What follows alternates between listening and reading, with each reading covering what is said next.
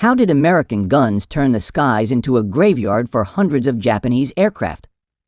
In the brutal air battles of World War II, waves of enemy planes met relentless fire from U.S. forces, shifting the balance of power in the Pacific. Japan once dominated the skies, but as the war raged on, American firepower, strategy, and technology changed everything. This is the story of how superior tactics and unyielding defenses shattered Japan's aerial strength and sealed their fate in the Pacific theater. At the start of World War II, Japan held a powerful advantage in the skies.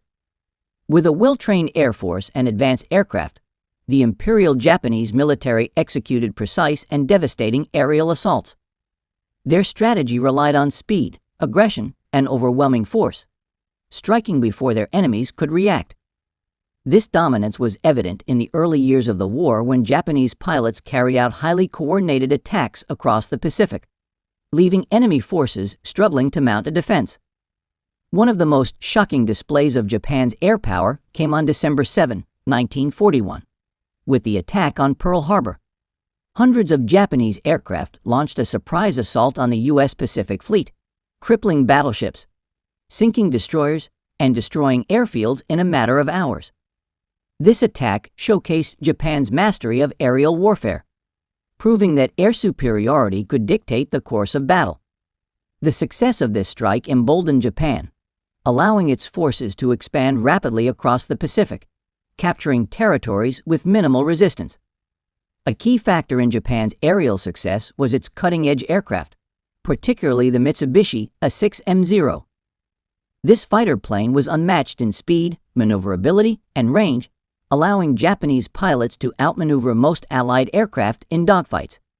Skilled pilots, trained in aggressive tactics, used these aircraft to dominate the skies, launching surprise attacks and executing daring maneuvers that overwhelmed enemy defenses. For a time, Japan seemed unstoppable in the air, securing victory after victory and establishing its dominance over the Pacific. However, this supremacy would soon face an unrelenting challenge from American forces, who were determined to reclaim control of the skies. In the early days of the war, American forces struggled to counter Japan's aerial dominance. Caught off guard by the speed and precision of Japanese attacks, U.S. pilots found themselves outmatched by enemy aircraft that were faster, more maneuverable, and piloted by highly skilled aviators. American anti-aircraft defenses were also insufficient, often failing to stop waves of incoming bombers. The lack of advanced radar systems made it difficult to detect enemy planes in time, leaving naval fleets and airfields vulnerable to devastating attacks. The U.S. military quickly realized that without drastic improvements, Japan would continue to dominate the skies. Determined to turn the tide, the U.S. launched an aggressive campaign to upgrade its air power. Radar technology saw major advancements, allowing American forces to detect incoming Japanese squadrons before they reached their targets. Anti-aircraft defenses were significantly improved, with faster firing and more accurate guns deployed across warships and air bases. New training programs were introduced to produce highly skilled pilots who could take on the battle-hardened Japanese aviators. As the war progressed, the U.S. military refined its air combat strategies, focusing on coordinated attacks, superior firepower, and defensive formations that could repel Japanese assaults more effectively. One of the biggest game changers was the introduction of advanced American fighter planes. The P-38 Lightning, with its twin-engine design and deadly firepower, gave American pilots an aircraft that could hold its own in dogfights and long-range missions. The F-6F Hellcat, specifically designed to counter the feared Japanese Zero, became the backbone of the U.S. Navy's Air Force. Tougher, faster, and better armed, it allowed American pilots to dominate aerial battles. On the ground and at sea, the introduction of powerful anti-aircraft weapons, like the Bofors 40mm gun, gave American warships the ability to lay down a devastating curtain of fire, cutting through enemy squadrons before they could strike.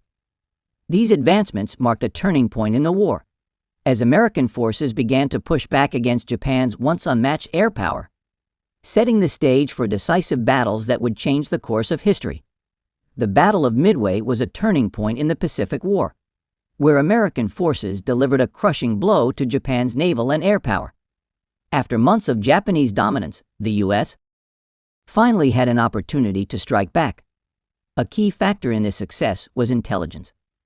American codebreakers had intercepted Japanese communications and deciphered their plans, allowing U.S. forces to set a deadly trap. Knowing the exact date and location of Japan's attack, American carriers positioned their forces for an ambush that would change the course of the war.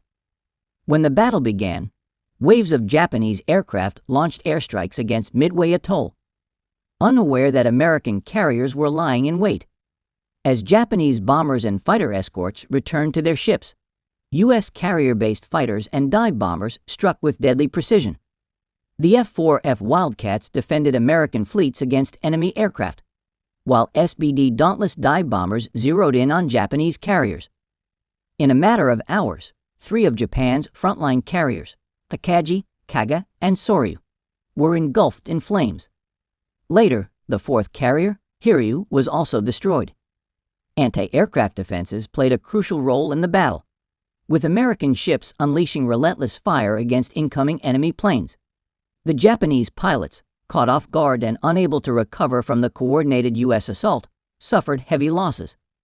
Over 250 Japanese aircraft were destroyed, along with their most experienced pilots, dealing a severe blow to Japan's ability to wage aerial warfare. The victory at Midway shifted the momentum of the war, marking the beginning of Japan's decline in air power and solidifying America's growing dominance in the Pacific. The Solomon Islands campaign, particularly the Battle for Guadalcanal, saw some of the most intense air combat of the Pacific War.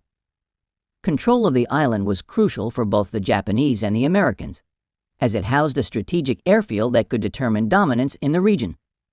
The skies above Guadalcanal became a deadly battleground, with relentless dogfights between American and Japanese pilots.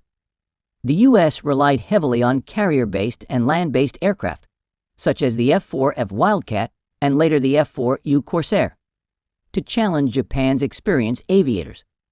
One of the biggest threats to American forces came from Japanese bombers attempting to destroy Henderson Field, the airbase that allowed the U.S. to launch counterattacks. Waves of Japanese bombers, often escorted by the feared A-6M0 fighters, tried to break through American defenses. However, they faced an overwhelming response from both fighter planes and anti-aircraft fire. The U.S. Navy and Marine Corps had stationed powerful anti-aircraft guns around key positions, including the Bofors 40mm and Oerlikon 20mm cannons. These weapons created a deadly barrier, cutting down enemy bombers before they could release their payloads. The sheer intensity of these battles took a devastating toll on Japanese air power. Many of their elite pilots were lost in combat, and with limited resources to replace them, Japan's ability to sustain air superiority rapidly declined. The failure to eliminate American forces on Guadalcanal marked a major turning point, proving that U.S. firepower and defensive tactics were now capable of repelling Japan's once dominant aerial assaults. The Battle of the Philippine Sea, famously known as the Marianas Turkey Shoot, was one of the most decisive aerial battles of World War II. Fought in June 1944, this engagement saw the U.S. Navy's superior firepower, advanced aircraft, and well-trained pilots completely overwhelm the Japanese forces. The battle occurred as the U.S. launched an invasion of the Marianas Islands, a critical stepping stone for bringing the war closer to Japan's mainland. In a desperate attempt to halt the American advance, the Japanese Navy launched nearly 500 aircraft in massive waves against the U.S. fleet, but they were met with devastating resistance. American pilots, flying the highly effective S-6F Hellcat, engaged the enemy with unmatched precision. These planes were faster, more heavily armed, and better protected than their Japanese counterparts, particularly the aging A-6M0, which struggled to keep up with the more modern American aircraft. The U.S. Navy had also developed superior tactics, including coordinated fighter defenses and better communication between pilots and ships. Unlike earlier battles, where Japan relied on experienced veteran pilots, the Marianas Turkey Shoot saw many inexperienced Japanese aviators thrown into combat due to previous heavy losses. Against highly trained American pilots, these rookies stood little chance. Adding to Japan's misfortune, the U.S. fleet was protected by powerful anti-aircraft defenses, including advanced radar systems that detected incoming aircraft long before they could strike. American warships, equipped with Bofors 40mm and 5-inch guns, created a near-impenetrable wall of fire, decimating Japanese planes before they reached their targets. By the end of the battle, more than 350 Japanese aircraft had been destroyed, while the U.S. lost only a fraction of that number. The overwhelming defeat crippled Japan's carrier-based air power, leaving its fleet defenseless and unable to mount further large-scale aerial assaults for the remainder of the war. This battle confirmed America's air superiority and set the stage for the final push toward Japan's home islands. As Japan faced imminent defeat, its military resorted to desperate measures, introducing the terrifying kamikaze attacks. These suicide missions involved Japanese pilots deliberately crashing their explosive-laden aircraft into American ships, aiming to cause maximum destruction. The strategy emerged in late 1944, as Japan's Air Force had suffered devastating losses, and traditional bombing raids were no longer effective against the superior U.S. defenses. Kamikaze pilots, often young and barely trained, were told they were making the ultimate sacrifice for their homeland. Their targets were primarily U.S. aircraft carriers and battleships, which were crucial to America's dominance in the Pacific. The sudden and unpredictable nature of these attacks forced the U.S. Navy to adapt quickly. Warships were outfitted with enhanced anti-aircraft defenses, including rapid-firing Bofors 40mm and Oerlikon 20mm guns. Crews were placed on constant high alert, scanning the skies for approaching kamikaze planes. Radar systems played a crucial role in detecting incoming threats early, allowing American fighters to intercept the suicide bombers before they could reach the fleet. Ships also implemented new defensive formations, where destroyers and escort ships positioned themselves to shield larger carriers from direct hits. Despite the chaos and destruction caused by kamikaze attacks, American forces managed to neutralize a significant number of them. Skilled gunners developed new tactics, such as focusing fire on the cockpit or fuel tanks to ensure a plane exploded before impact. While some kamikaze aircraft managed to hit their targets, the overwhelming firepower and quick defensive responses of the U.S. Navy prevented these missions from turning the tide of the war. By the time Japan surrendered in 1945, the kamikaze strategy had failed to stop the relentless American advance, proving that sheer desperation could not overcome superior tactics and firepower. By the final years of World War II, Japan's air power was in a state of irreversible decline. The devastating losses suffered in battles like Midway, the Marianas Turkey Shoot, and the brutal air combat over the Solomon Islands had wiped out much of Japan's once formidable aerial force. The sheer scale of destruction was staggering. Hundreds of aircraft were lost in single engagements, and Japan's ability to replace them quickly diminished. Unlike the United States, which had vast industrial resources and efficient production lines, Japan struggled to manufacture enough new planes to keep up with the relentless demands of war. One of the most crippling blows to Japan's Air Force was the loss of its experienced pilots. At the beginning of the war, Japan had a core group of highly trained aviators who had mastered aggressive and precise dogfighting tactics. However, as the war dragged on, these veterans were either killed in combat or exhausted by continuous missions. With no effective system to train new pilots quickly, Japan was forced to send young, inexperienced airmen into battle with minimal flight hours. In contrast, the U.S. had developed an advanced training program that continuously produced skilled pilots, ensuring that every loss was quickly replaced with a well-prepared aviator. As a result of these setbacks, Japan was forced to shift from an offensive air strategy to a desperate defensive stance. With fewer planes and undertrained pilots, the Imperial Japanese Navy and Army Air Service could no longer launch large-scale attacks on American fleets. Instead, they increasingly relied on kamikaze strikes, hoping that suicide missions could inflict enough damage to slow down the American advance. However, this last-ditch effort proved ineffective against the overwhelming firepower of the U.S. military. By 1945, Japan's Air Force was a shadow of its former self, unable to defend its territories or challenge American control of the skies. This collapse played a major role in Japan's eventual surrender, as the loss of air superiority left its homeland vulnerable to relentless bombing campaigns. The fierce aerial battles of World War II played a decisive role in shaping the outcome of the war in the Pacific. American firepower, combined with superior strategy, technology, and training, ultimately dismantled Japan's once dominant air force. The relentless waves of Japanese aircraft that once terrorized enemy fleets were gradually met with overwhelming resistance, leading to staggering losses that Japan could never recover from.